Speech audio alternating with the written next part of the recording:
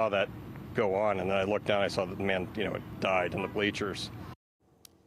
A horrible day, and our lawmakers have been reacting on X. I want to take you to Senator Thom Tillis's statement. He said it was a heinous assassination attempt.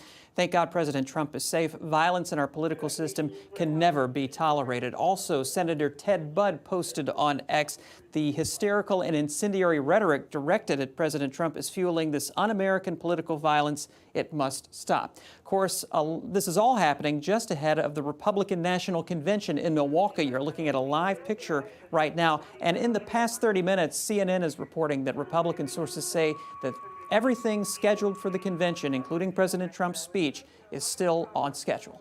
You can only imagine the security at that event. Thank you, Brian. Again, local lawmakers are reacting after the shooting at Trump's rally. Messages supporting Trump, condemning violence started flooding social media moments after this news broke. WRAL's Julian Grace is live in Raleigh. And Julian, reactions from across the state continue to come in. That is correct, Dan. Moments after that shooting took place, posts started filling up on social media from lawmakers on both sides of the aisle saying what happened today cannot be tolerated. We watched as former President Donald Trump was whisked off the stage at a rally in Butler, Pennsylvania, just outside of Pittsburgh after gunshots rang out. Moments later, tweets started coming out. This one from Josh Stein, who shared he is outraged by what happened tonight at President Trump's rally. He shared political violence is abhorrent. Mark Robinson posted saying, "My family and I are praying for President Trump and his family."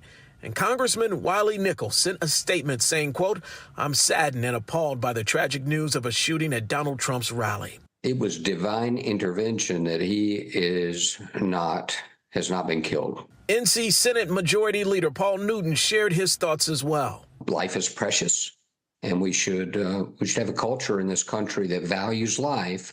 And if you have a political opponent that you disagree with, violence is never the answer. The answer is to marshal your friends and vote that person out of office. That's how we do it here. It is not with violence.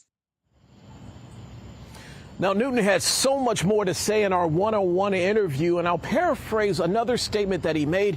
He says that he is encouraged to see both Democrats and Republicans speak out on the violence tonight.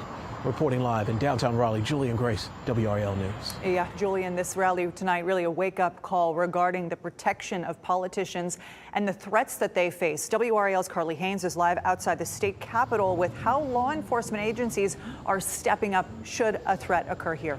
Carly.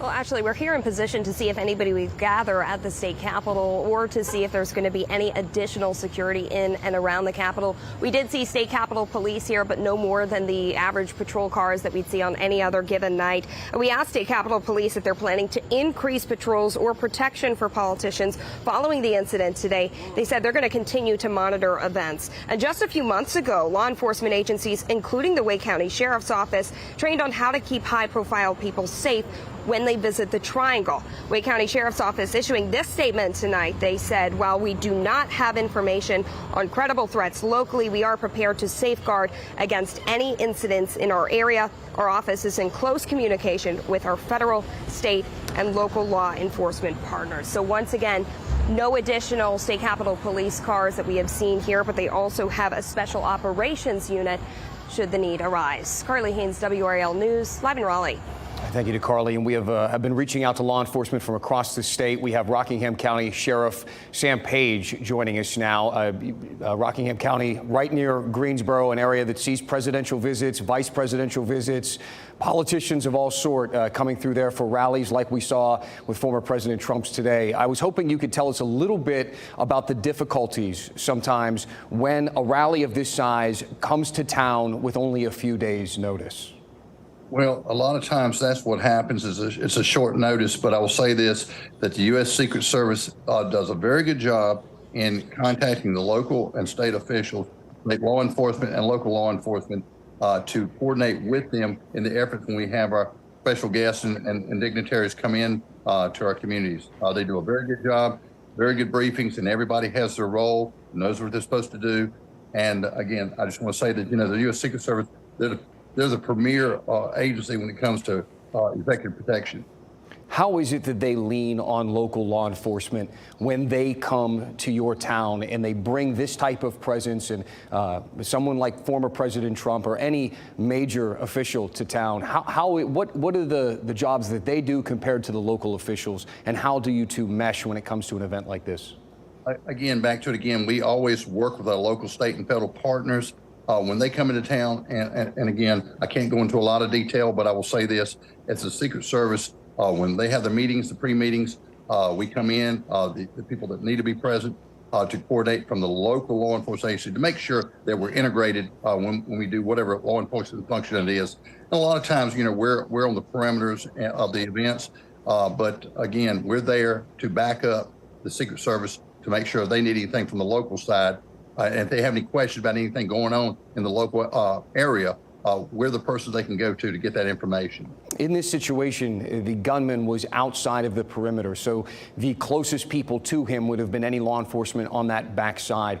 Typically, how is it that the local law enforcement in that position communicate with the Secret Service, who are mostly closer to the president?